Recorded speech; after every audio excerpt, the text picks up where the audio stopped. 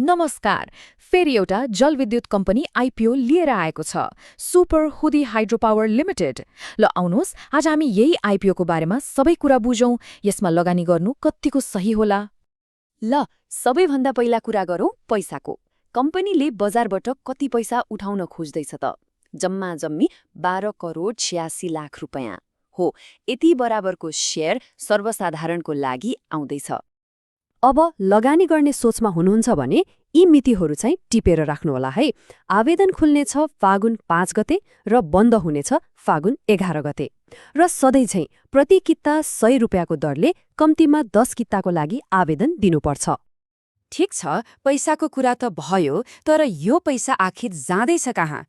ल आउनुहोस्, अब यो कम्पनीको मुख्य आयोजना सुपर खुदी जलविद्युत आयोजनाबारे नै अलिक गहिरिएर हेरौँ। यो हो अपर खुदी जलविद्युत आयोजना। यो लमजुङ जिल्लामा बनिरहेको छ र यसको क्षमता 26 मेगावाटको हो अनि यो रन अफ रिभर मोडलमा आधारित छ। अब यो भनेको के हो त? सिधा भाषामा भन्दा ठूलो ड्याम बनाएर पानी जम्मा गर्ने होइन, बरु नदीको आफ्नै बहावलाई प्रयोग गरेर बिजुली निकालिन्छ। अनि अर्को एउटा एकदमै महत्त्वपूर्ण कुरा, यसको बिजनेस मोडल। यो बूट मोडलमा बनेको छ। लगानीकर्ताले यो बुझ्नै पर्छ। यसको मतलब हो कम्पनीले आफै बनाउने, आफै चलाउने, केही निश्चित समयसम्म आफ्नो लगानी र नाफा उठाएपछि यो आयोजना नेपाल सरकारलाई हस्तान्तरण गरिन्छ।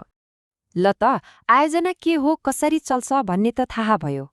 अब सबैभन्दा मुख्य कुरामा आउँ, यसको शेयरमा आवेदन कसरी दिने त? आवेदन दिने प्रक्रिया त अब लगभग सबैलाई थाहा भएकै कुरा हो, मेरो शेयरबाटै हो। एकदमै सजिलो छ। पहिलो, आफ्नो मेरो शेयर खातामा लगइन गर्नुहोस्। त्यसपछि माई एएसबीए भन्ने सेक्सनमा गएर सुपर खुदीको आइपिओ छान्नुहोस्। अनि अन्त्यमा आफूलाई चाहिने किता भरेर सबमिट, यति गरेपछि भइहाल्यो। ल आवेदन त भरियो, अब सुरु हुन्छ पर्खाइ। अनि मनमा एउटै कुरा खेल्छ, शेयर पर्ला कि नपर्ला? नतिजा आएपछि कहाँ हेर्ने त? नतिजा हेर्नको लागि 3वटा भरपर्दो ठाउँहरू छन्। एक त तपाईले आवेदन भरिकै ठाउँ, मतलब मेरो शेयर पोर्टलको एप्लिकेशन रिपोर्टमा। दोस्रो, सीडीएससीको आफ्नो आइपिओ रिजल्ट हेर्ने वेबसाइट छ, iporesult.cdsc.com.np। अनि तेस्रो, यसको बिक्री प्रबन्धक ग्लोबल आइएमई क्यापिटलको वेबसाइटमा गएर पनि हेर्न सकिन्छ। कुनै पनि लगानीमा अवसर मात्रै हेरेर हुँदैन, त्यसमा भएको जोखिम पनि बुझ्नुपर्छ। यो एकदमै जरुरी छ। त्यसो भए अब सुपर खुदीको वित्तीय स्वास्थ्य कस्तो छ त? यसको रिस्क कति छ? आउनुहोस् यसको क्रेडिट रेटिङ हेरौँ। रेटिङ एजेन्सी केयर रेटिङ्स नेपालले यो कम्पनीलाई केयर एनपी बीबी रेटिङ दिएको छ। अब यो बीबी रेटिङले के जनाउँछ त? यसको सिधा अर्थ हो कम्पनीले आफ्नो आर्थिक दायित्वहरू समयमा पूरा गर्न सक्ने कुरामा मध्यम स्तरको जोखिम छ। भन्नुको मतलब यो लगानी एकदमै सुरक्षित पनि होइन, तर धेरै नै जोखिमपूर्ण पनि होइन, बीचको अवस्थामा छ।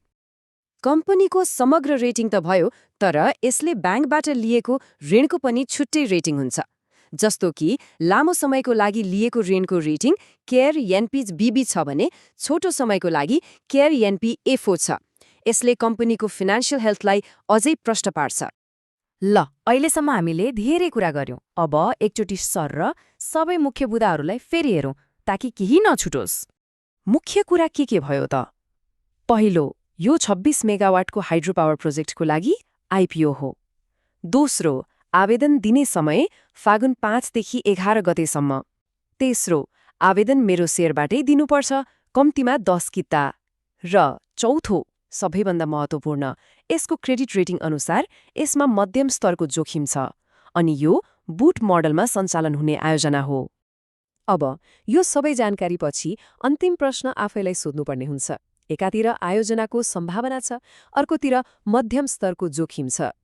के यो अवसर आफ्नो लगानी रणनीतिसँग मेल खान्छ त? यो निर्णय लिनुअघि जोखिम र सम्भावना दुवैलाई राम्रोसँग तौलिएर मात्रै अगाडि बढ्नु बुद्धिमानी हुन्छ।